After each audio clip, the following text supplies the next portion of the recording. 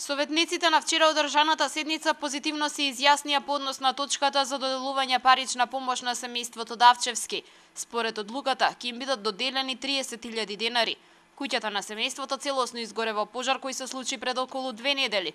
Според председателот на Советот, висината на средствата кои се одобруваат зависи од неколку фактори. Советот вообичаено, различни се средствата кои што ги доделува, во просек, ако можем така да кажем, зависат прво од нивото на оштетување кое што се има случајно, второ зависат и од средствата кои што се останати во буџетот во конкретната наменска ставка за тие потреби.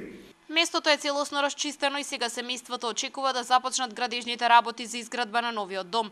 Помош му вети собственик на градежна фирма, од која Велибор вели дека веќе ги добил материјалите и сега е потребно да се обезбедат мајстори.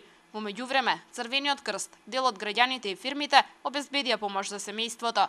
Треба од утре да се почне изградбата, материјали да се носат од утре и денеска треба да стасаат материјалите, се надевам што побрзо да се направи.